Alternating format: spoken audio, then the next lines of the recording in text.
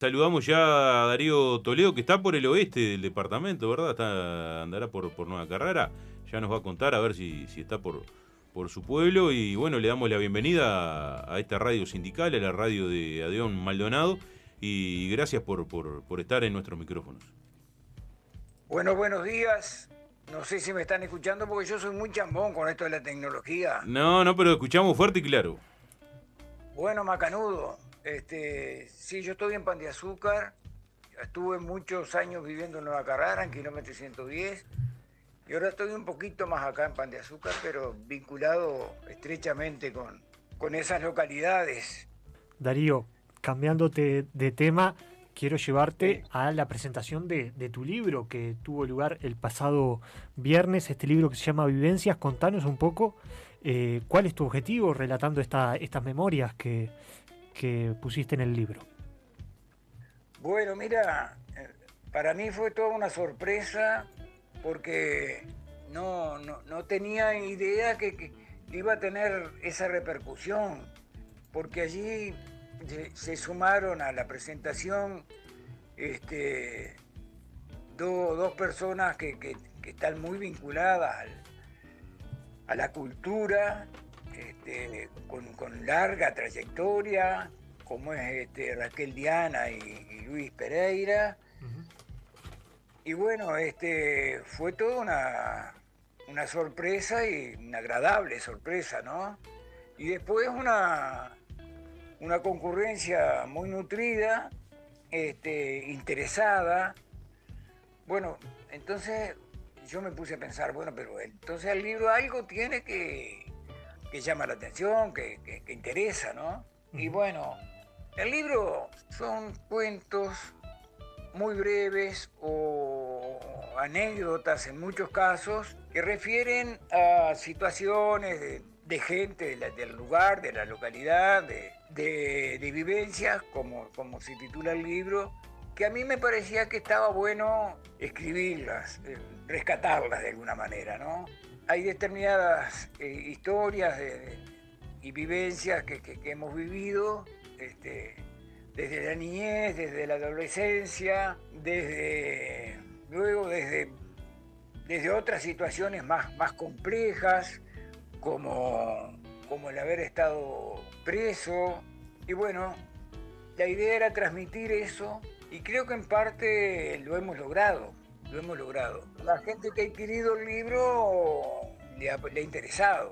Darío, tú tienes un libro anterior, ¿no?, que relata también la historia de las canteras de Nueva Carrara, de las canteras ahí de la zona y de las luchas también sindicales que tenían allí los trabajadores. Contanos cómo era trabajar en aquella época, en las minas, ni más ni menos. ¿Qué historias, digamos, te marcan de aquella época? Bueno, mira, es un pedacito de historia, ¿no? Porque la cantera tiene una larga historia, aquella localidad, que se arrastra desde mediados del siglo XIX, cuando comenzó la explotación de piedra caliza, y se llamaban canteras de Burgueño porque quien había adquirido esas tierras o a quienes se las habían otorgado, en aquellos tiempos se otorgaban por afinidades políticas. Por ejemplo, el general Burgueño era muy cercano a Uribe, entonces se desarrolló también durante el desempeño de la Guerra Grande, donde Uribe mandaba afuera y donde Rivera se había trincherado en Montevideo, y había como dos gobiernos, entonces se otorgaban las tierras. Bueno, son varias los documentos que existen, donde se te dicen, por ejemplo, por aquellos años, ¿no? Otórgase tales suertes de estancia o tales campos a fulano de tal por los servicios prestados, campos que pertenecieron al salvaje unitario fulano de tal. Entonces ahí te muestra cómo de acuerdo a los vaivenes y a del poder se otorgaban los campos. después, cuando termina la Guerra Grande en el 51, hay un decreto, eso está todo documentado, ¿no? Hay un decreto que dice, devuélvase a los antiguos propietarios las tierras que fueron ilegalmente otorgadas, Entonces, porque claro, dependía cómo venía la mano, ¿no? Sí. Entonces, el general Burgueño fue dueño de esas 1000 y pico de hectáreas, que comprendían a las canteras, y ahí se comenzó a explotar la piedra caliza, que al principio había hornos de cal, era fundamentalmente para la elaboración de cal. Se exportaba, se llegó a exportar también a Buenos Aires. Hay un documento que dice de 500 toneladas de cal que fueron a Buenos Aires. Y bueno, y posteriormente se empezó a extraer mármol, que fue a parar a la construcción del Palacio Legislativo. Eso ya a principios del siglo XX, porque el Palacio Legislativo se comenzó a construir en 1908. O sea, tiene una importancia muy importante, una importancia grande en la medida en que es toda una historia con mucha gente que vino de Italia, de España, inmigrantes que sabían trabajar los mármoles y las calizas, que enseñaron a los criollos a trabajar, ¿no? Yo veía que ahora con el tema turístico, el turismo alternativo y todo este tipo de cosas, hicieron un mirador acá en las canteras. Viene mucha gente a visitarlo, pero claro, en su gran mayoría ignoran de qué se trataba.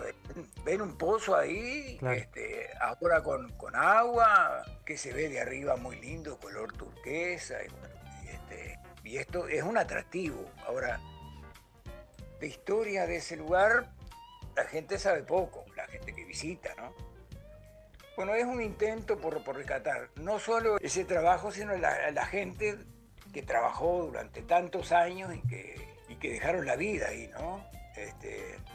Y que conformaron esa localidad que se denomina ahora Nueva Carrara, que era cantera de Burgueño, y que está íntimamente relacionada con el 110, porque ahí luego en el 1938 se instaló una fábrica de porra y se abastecía de la piedra caliza de Nueva Carrara.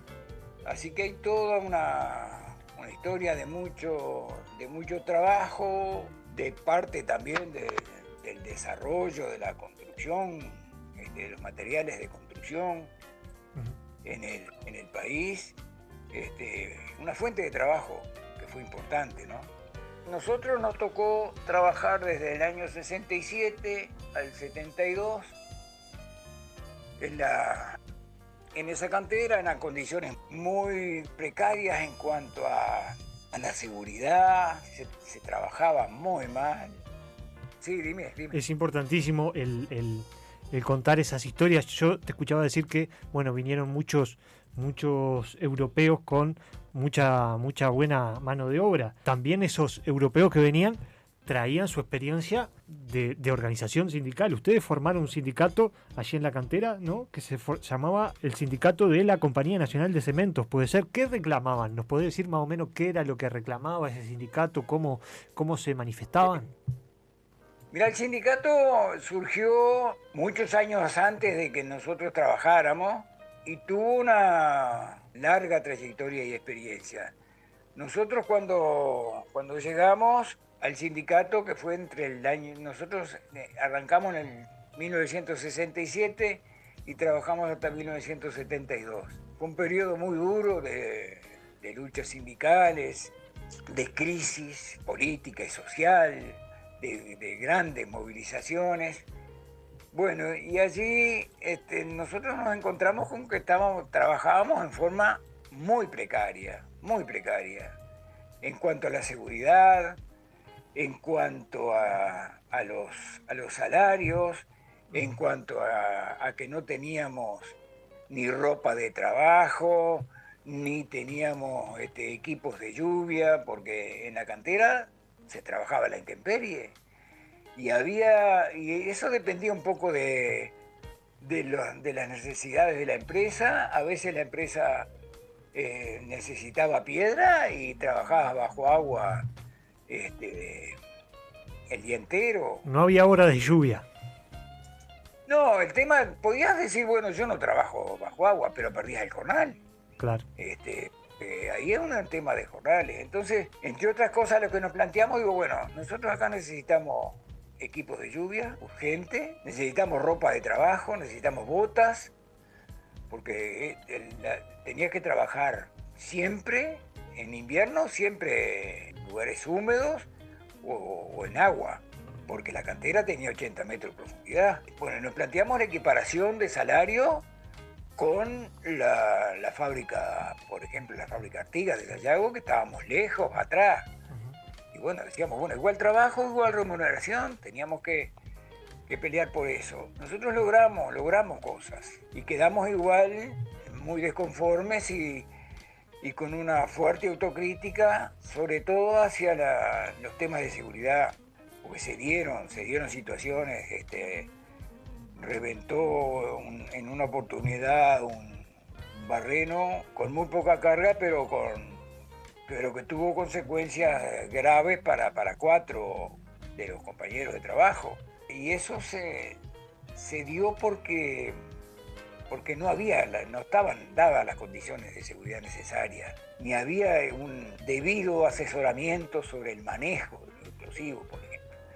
Logramos cosas, pero también nos faltaron muchas cosas. Y además estábamos en un periodo muy, muy complejo, muy difícil. Sí, se venía el golpe de Estado, ¿no? Seguro, con mucha movilización, con una crisis muy importante y con una represión impresionante. Bueno, medidas prontas de seguridad ya venían desde el año 67 sí, y cierto. continuaron de largo. Y bueno, después se fue agudizando hasta que llegó el golpe de Estado. Entonces hubo ahí un periodo muy, muy complejo, ¿no? En invierno, había inviernos que llegábamos a 13, 14 jornales. Te faltaban 10 jornales. Claro, sí. Entonces te faltaba el poder llegar a fin de mes. Y con eso lo logramos. Ponían el grito en el cielo, decían que iban a bajar las cortinas, que así no se podía.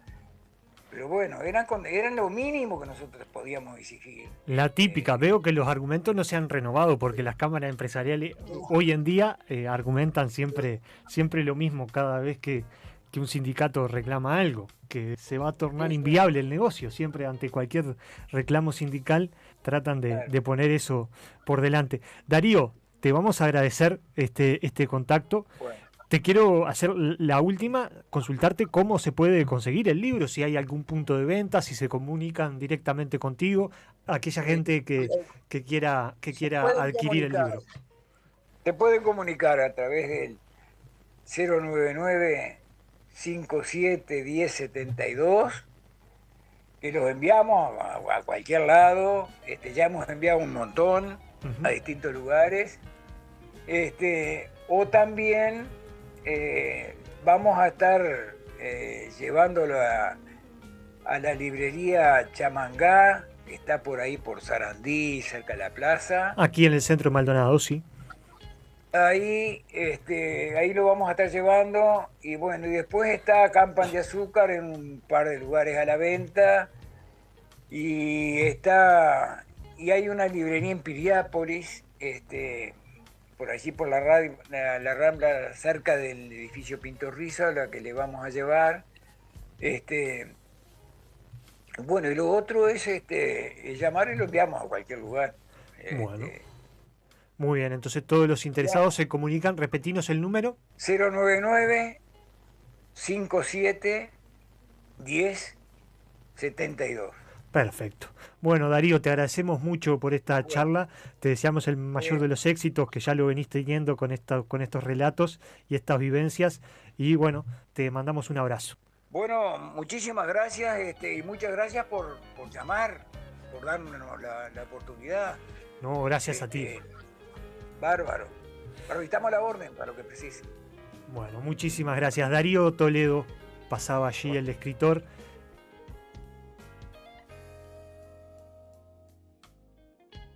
La Clase Radio.